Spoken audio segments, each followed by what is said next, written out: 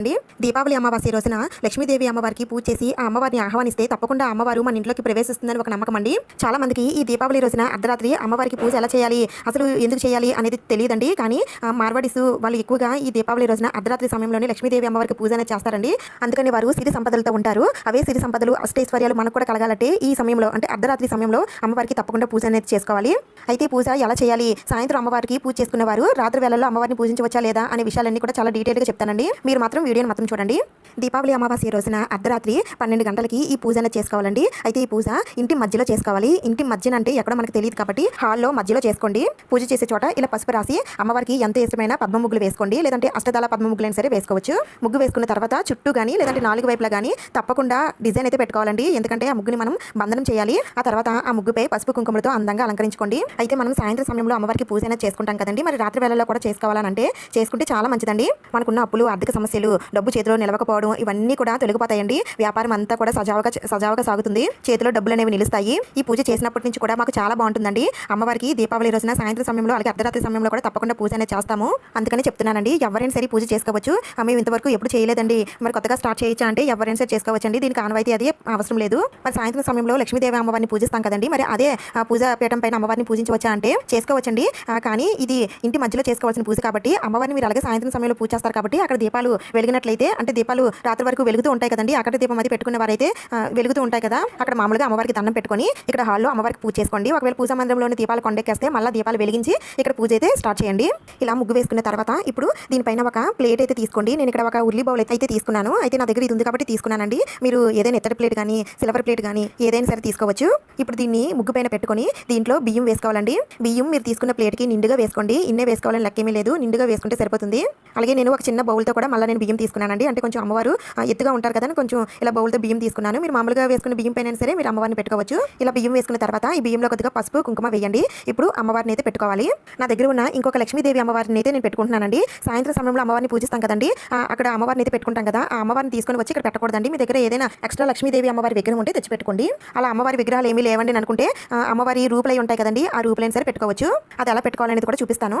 లేదా ప్రమిదలు అమ్మే చోటే మనకి లక్ష్మీదేవి అమ్మవార్లు దీపంతో కలిసి ఉన్న మట్టి విగ్రహాలు దొరుకుతాయండి. మీరు అదైనా సరే కొని తెచ్చుకొని పూజలో పెట్టుకోవచ్చు. ఒకవేళ అలాంటివి కూడా మా దగ్గర లేవండి అనుకుంటే కామాక్షి దీపం ఉంటుంది కదండి, లక్ష్మీదేవి గజలక్ష్మీదేవి కానీ లేదంటే అష్టలక్ష్మి కామాక్షి దీపం కానీ ఇలా ఏదైనా ఒక కామాక్షి దీపం మీరు పూజలో పెట్టుకొని పూజ అయితే చేసుకోవచ్చు.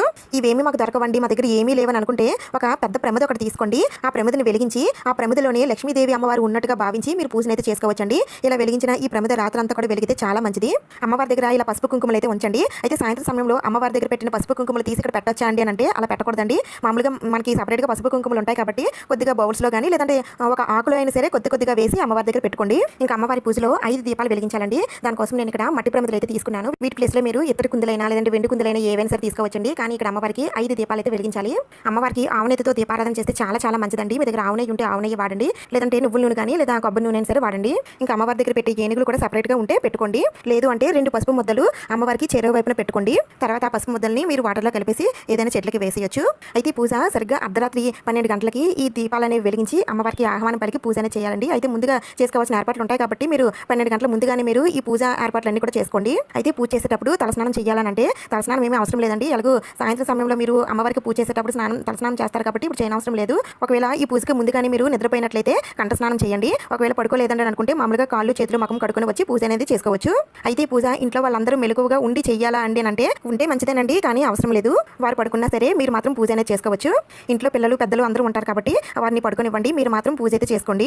అయితే పూజ హాల్లో చేస్తారు కాబట్టి హాల్లో ఎవరు నిద్రపోకుండా చూసుకోండి.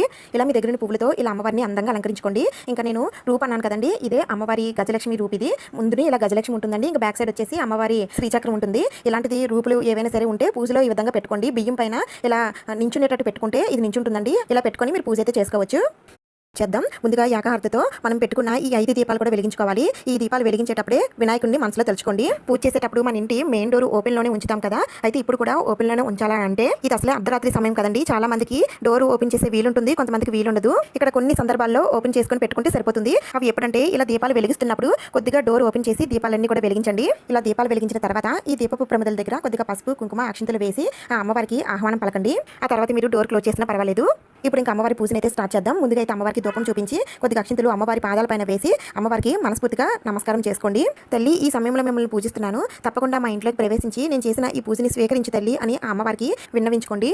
ఇప్పుడు అమ్మవారి స్తోత్రాలన్నీ కూడా చదువుకుంటూ పూజన అయితే చేసుకోవాలి. అమ్మవారి స్తోత్రాలు కానీ లేదంటే అష్టోత్తరాలు కానీ శ్రీ సూక్తం కానీ ఇలా మీకు ఏది వస్తే చదువుకుంటూ పూజన అయితే చేసుకోండి.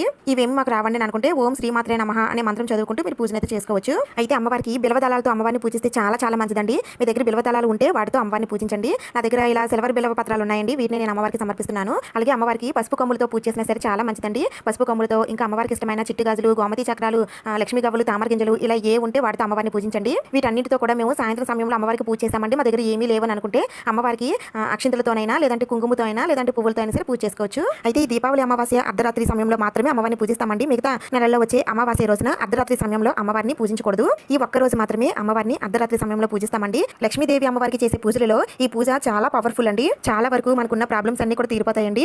ఇలా పూజ చేసుకుంటే చాలా మంచిదండి. కొత్తగా చేసుకోవాలనుకునే వారైనా సరే చేసుకోవచ్చు. మీరు ఒక్క సంవత్సరం చేసుకొని చూడండి, ఆ సంవత్సరం అంతా కూడా ఎలా ఉందో మీకే తెలుస్తుంది. వెంటనే మనకి రిజల్ట్ అనేది కనిపిస్తుంది. అందుకని తప్పకుండా ఒక్కసారి అయినా సరే చేసి చూడండి. ఇలా అమ్మవారికి పూజ చేసిన తర్వాత అమ్మవారికి నైవేద్యం సమర్పించాలండి. మీరు ఈ సమయాల్లో కూడా ఏదైనా నైవేద్యం చేసి పెడతామని అనుకుంటే చేసి పెట్టండి. లేదంటే మేము చేయలేమండి అని అనుకుంటే అమ్మవారికి పాలు కానీ పళ్ళు కానీ లేదంటే బెల్లం కానీ పటికి బెల్లం కానీ ఇలా ఏవైనా సరే అమ్మవారికి నైవేద్యం నివేదన చేయవచ్చండి. నేను ఇక్కడ అమ్మవారికి పంచామృతం నైవేద్యంగా నివేదన చేస్తున్నాను. ఈ పూజలో ముఖ్యమైనది ఇదేనండి. ఇలా అమ్మవారికి పూజ చేసిన తర్వాత ఇలా నిండుగా కొన్ని కాయిన్స్ అయితే తీసుకోండి. చిల్లర నాణాలు ఉంటాయి కదా, ఇవి మీ దగ్గర ఎన్ని ఉంటాయని తీసుకోండి. అలాగే నేను ఇక్కడ అమ్మవారికి ఇష్టమైన లక్ష్మీ గవ్వలు కూడా తీసుకున్నాను. ఇలా మీ దగ్గర ఏ ఉంటే అవి తీసుకోండి. ఇప్పుడు రెండు చేతులతో ఈ కాయిన్స్ని ఇలా సౌండ్ వచ్చేటట్టు మనం గలగలలాడించాలి. ఎందుకంటే ఈ నాణ్యాల సౌండ్కి అమ్మవారు ఇంట్లోకి ప్రవేశిస్తుంది అని అంటారండి. అందుకని తప్పకుండా ఇలా అయితే చేయండి. అలాగే గవ్వల సౌండ్ ఎక్కడైతే ఉంటుందో అక్కడే అమ్మవారు ఉంటారని అంటారండి. అందుకని ఈ గవ్వలను కూడా ఇలా చేతిలోకి తీసుకొని సౌండ్ వచ్చేటట్టు చేయండి.